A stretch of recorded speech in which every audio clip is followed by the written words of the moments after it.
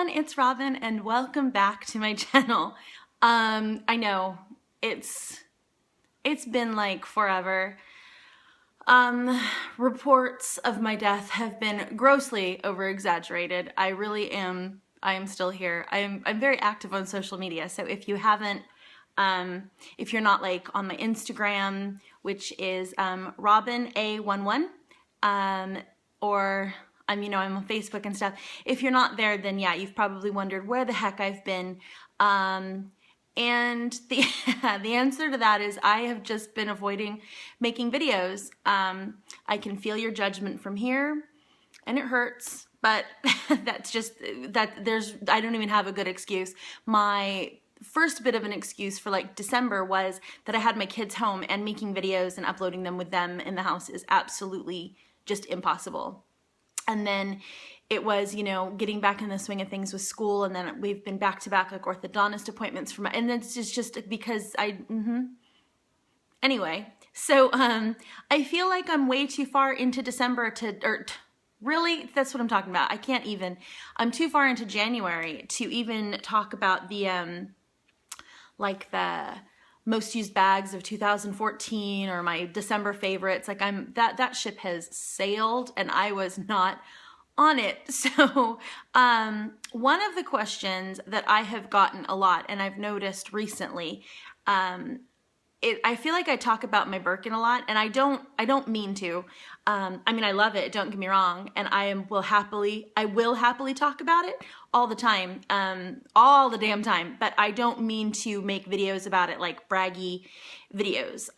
So if you're not interested in this type of a video, feel free to just, say, see ya. I'd appreciate it if you didn't thumbs down it, but if this isn't for you, like I fully understand, like, exit now. But I did have several questions just regarding the process of getting a Birkin. And honestly, I think it's something that I would have wanted to watch a video on several years ago. So sorry. And by the way, I don't even know. My skin is going absolutely haywire. So I have, it's just bad. So anyway, ignore my wretched skin. So I'm going to talk about today the process of my Birkin that I got, as well as kind of how you can go, like your options is, there are two options. Okay, two legal options. The third being like bag snatching, but I'm not gonna tell you to do that. So there are two options to get a Birkin. There are pros and cons for both, and then I'll talk about the method that I used and what I consider the pros and cons to be. Okay, so the most obvious way to get a Birkin is through an Hermes boutique. Duh. You can do that through an actual Hermes store, or you can do that at like the boutique within the department store. So like Harrods and Selfridges, they both have them. Both of them sell.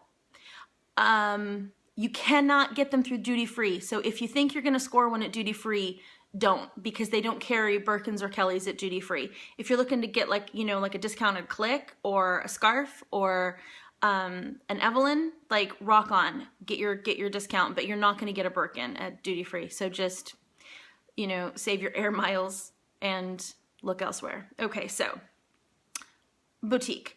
The upside, the pros of buying through an authorized Hermes boutique are pretty obvious. First, no question at all on authenticity, none.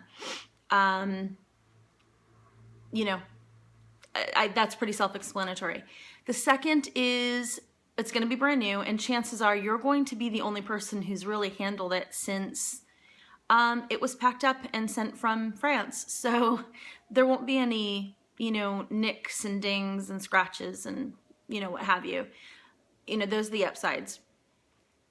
The downsides, however, are you kind of have to be willing to, you have to be very open about what it is you want, color-wise, size-wise, leather-wise. Unless you have an established, kind of relationship with a sales associate, you can't just walk into an Hermes boutique off of the street and say, yeah, hi, can I see a 35 centimeter blue jean Birkin in, you know, Clements with gold hardware? They're going to be like, and then, yeah.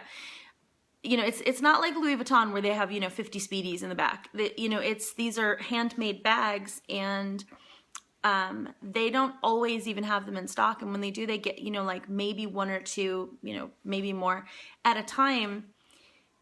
So it's not, you have to take what you can get. Now, some people are like, what kind of, you know, why do you guys, I'm not defending that. I am simply telling you, don't hate the playa, hate the game. Playa, Hermes is the game. I'm not defending that. I'm just telling you the way it is. So the way around that is if you have an established relationship with a sales associate or the store manager, then you can tell them, you know, look, I am really looking for a black Birkin, 35 centimeter, Togo, Clements, you know, and you give them kind of some options. You know, I'd really prefer gold hardware, but I could live with palladium, but ruthenium would be okay too. And you sort of go from there. So if you have your heart set on a gold Birkin with palladium hardware, 30 centimeters, Togo, you're going to be waiting a long time. Chances are you're never just going to walk in and it's just going to be there. And so that's one of the downsides. And while we're talking about buying boutique, let's address the wait list. Dun, dun, dun. Everybody talks about this wait list. And yeah, once upon a time, there was a wait list. And once upon a time, there was a wait list to get on the wait list. And no, I'm not even kidding. Like that's, and I cannot even, you would tell them what you wanted. And then it could be years, 2, 3, 4, or 5 years that you could be waiting. And the problem with that is you had, when they called you and said, hi, we have your blue jean Birkin in 30 centimeters. It's in Togo with gold hardware. Do you want it? You had like literally that day to decide. So what if you don't have, you know, the available cash right then and there? You know, that's whatever. So this is what I have been told by several SAs in several shops. The wait list is no longer. They are now on a first come, first served basis. So you can rock up to a boutique in the morning. You can just say to them, do you have Birkins? Now, that doesn't necessarily mean that they're going to give you one. It is still at their, I guess, discretion. And again, I'm not saying that doesn't suck. I'm not saying that that's not wrong. Little known fact though, SAs at Hermes do not get commission for Birkins or Kellys. And yet they are the most sought after 2 items in the boutique. And so it's common sense, it's human nature. Are they going to sell that to the person that just rocks up off of the street, or are they going to offer it to somebody who has, just looked at scarves and, is picking out, 3 twillies and a couple of clicks and can I see the agendas and, you know what, I'm really looking at a wallet as well, and who has, 3,000 pounds worth of stuff laid out in front of them that they're already going to buy. And again, I am not condoning. I'm simply telling you how the game is played. Again, play a game. Don't hate. So, there is no wait list anymore, is what I have been led to believe. I'm not saying that I don't know. This is what I've been told by 2 store managers so far, that's gone.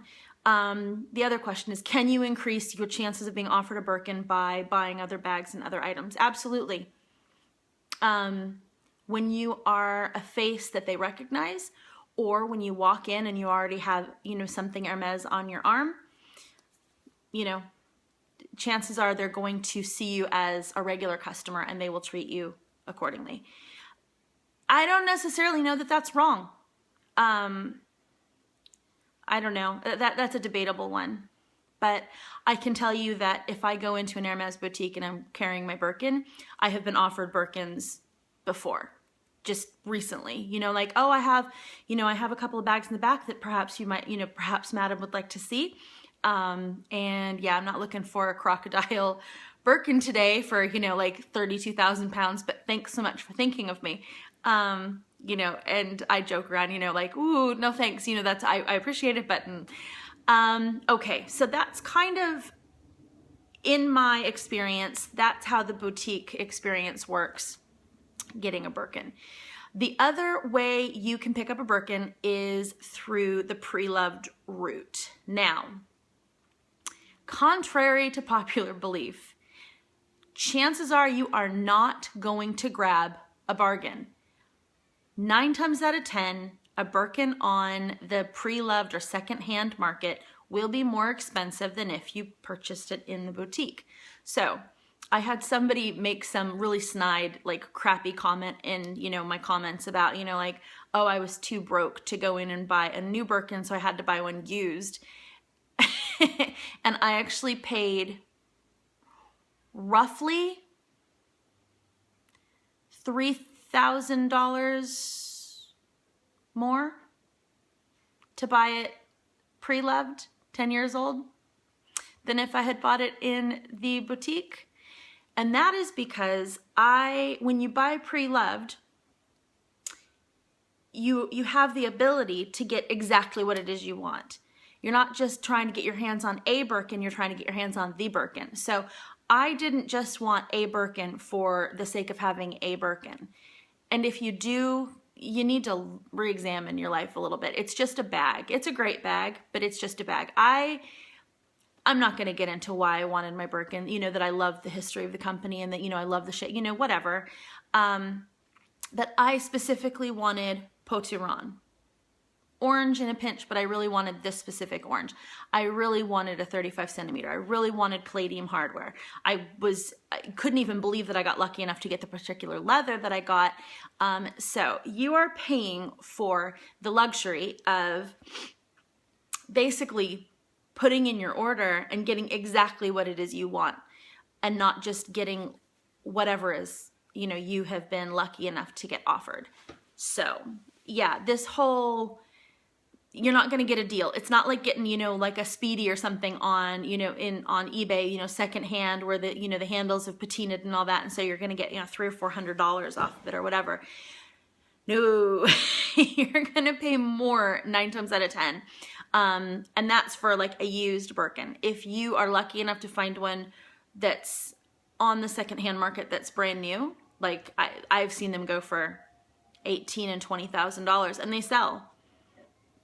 That's the pro of buying on the secondhand pre-loved market. You get exactly what it is you want, especially if you're willing to be patient to wait for it. And if you find a reputable reseller and you can basically tell them, look, I'm looking for this, this, and this.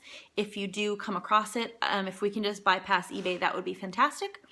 And, and I'm ready to go whenever you are. The downside of getting pre-owned are pretty obvious, and they are not to be ignored. Authenticity. Can you guarantee the authenticity? I'm not going to suggest that anybody buy eBay. I'm not going to tell you not to, because I did. But I'm not a novice Hermes lover.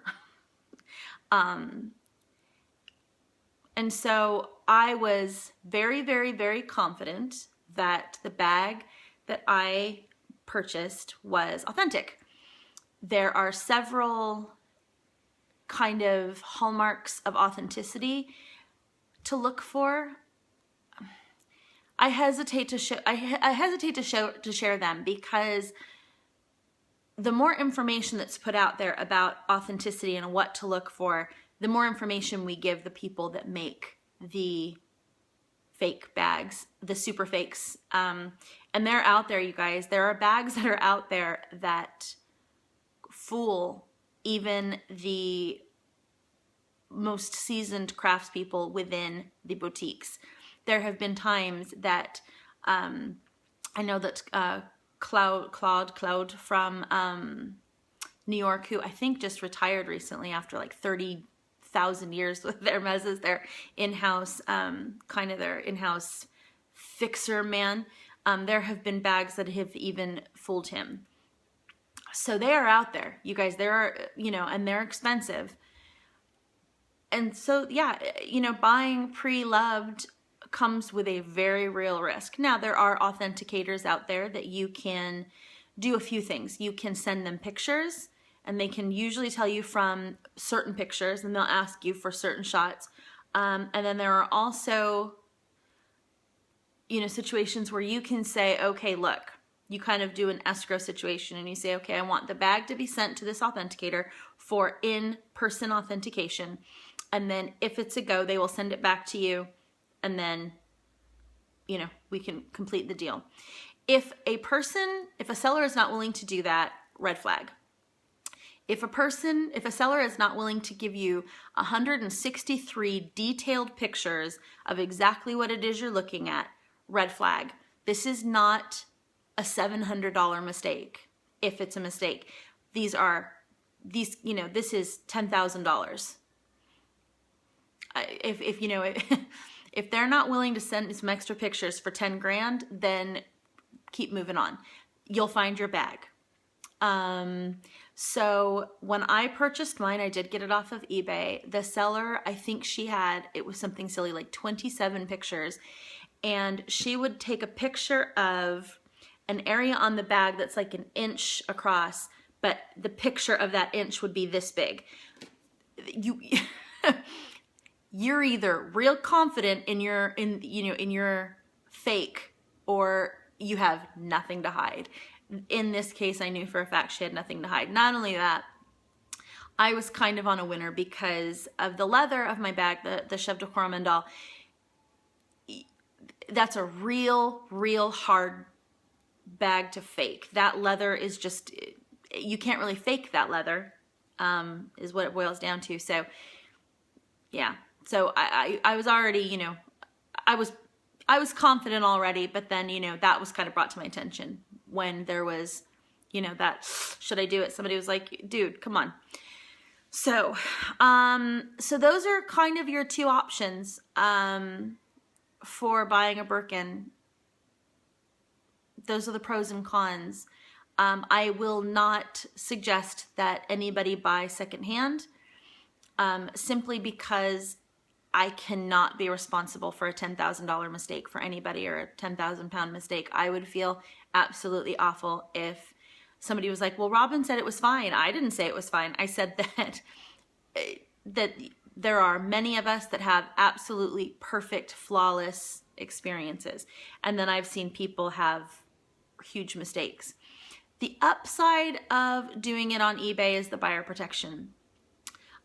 Check with your local eBay laws and PayPal laws, but you have some pretty good coverage through PayPal and through your bank and through eBay. So, you know, it kind of doesn't really behoove them to sell a fake. So I don't know. So that's my experience, you guys. If you have more questions, ask them down below, and I will absolutely, you know, I'll answer them in the comment section as best I can. I will do my very best to be back here, you know, on a regular basis. My issue at this point, guys, is I kind of don't know. I don't know what to do anymore. I've reviewed my bags that I have here in England for you.